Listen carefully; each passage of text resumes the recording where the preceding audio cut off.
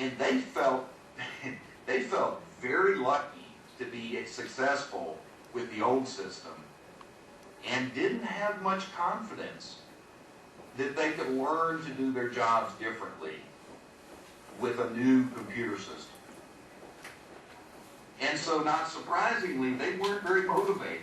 They really, they were really clinging to that old system because they were really scared that they couldn't just learn to do their jobs differently and perform better. And that's why, so in some instances, self-efficacy, performance self-efficacy is a big issue. And we have to spend time in training really helping to build their confidence. Okay, so that's motivation. So let's say we get that all right. Let's say that we got people able to transfer learning, and then we have a motivator. Let's go to the next slide. Then we have the work environment. The first two scales deal with the supervisor and the supervisor's position with regard to transfer. The first one is supervisor support. Does the supervisor proactively support and reinforce transfer of learning? The second scale that kind of goes in tandem is supervisor sanctions, and that is, does the supervisor actively oppose the transfer of the learning? Now this is, and you may have experienced this at some point in your career, this is the supervisor who most typically would say, I don't care what they teach you in training. Around here, we do it my way. Well, any employee with any good sense will of course do that the way the supervisor wants, not transfer their training.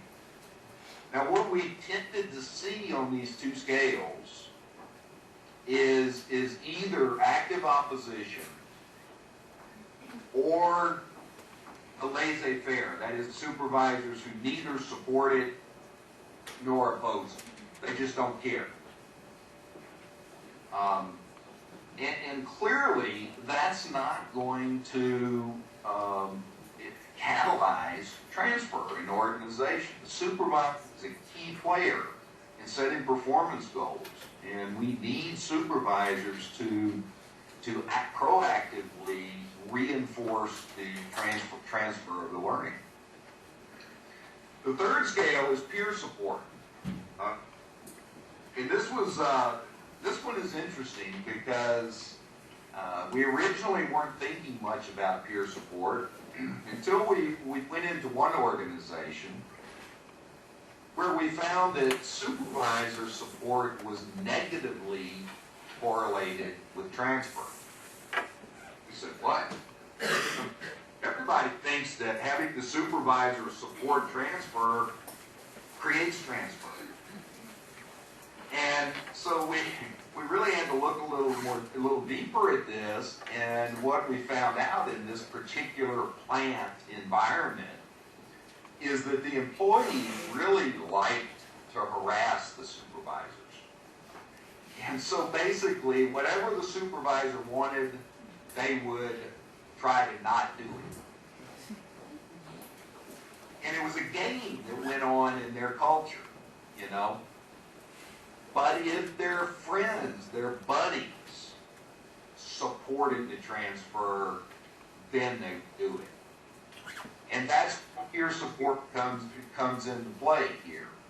And for a lot, and in other instances where the training is more complicated, that learners need the support of their peers. They become resources for each other. They help each other. They kind of coach each other through the problems as they learn to apply new learning. So in some instances, peer support can be a stronger predictor than supervisor support. The fourth scale is coaching, and that is there coaching available to support the learner after they leave training. Very critical, particularly in more complex training situations. Unfortunately, as you're going to see in a moment, our data say there's not a lot, usually not a lot of coaching available to support the training. The next two scales, personal outcomes positive and personal outcomes negative. This is the accountability system. The first one of those two says is if they apply their learning, is there something positive that will happen to them, for them? It doesn't mean that they have to get a salary increase, but will they at least even get recognition? Will their boss even notice and say something nice to them? And personal outcomes negative is, are there any consequences for not transferring the learning? Now, I will tell you in general,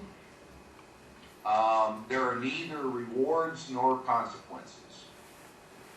And so we see this pattern of supervisors neither supporting or opposing, a lack of rewards or consequences, not a lot of coaching, this very laissez-faire attitude toward transfer. And that's that voluntary transfer that I talked about earlier, that Mary Broad talked about and I spoke to you about.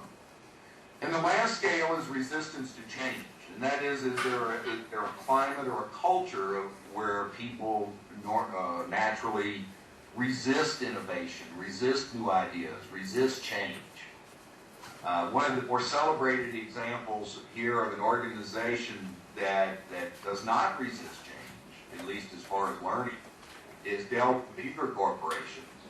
The Chief Learning Officer of Dell will talk about that they have the life of learning in their organization is 6 months. Because things change so fast with products and technology that their employees are out of date in 6 months if they don't keep learning. So other organizations are very resistant to innovation, to new ideas, to new ways of doing the work. So those 7 together comprise the work environment.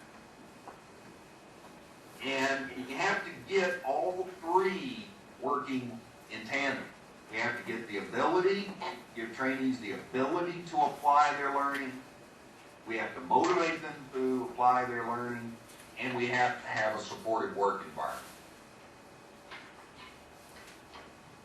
Next slide.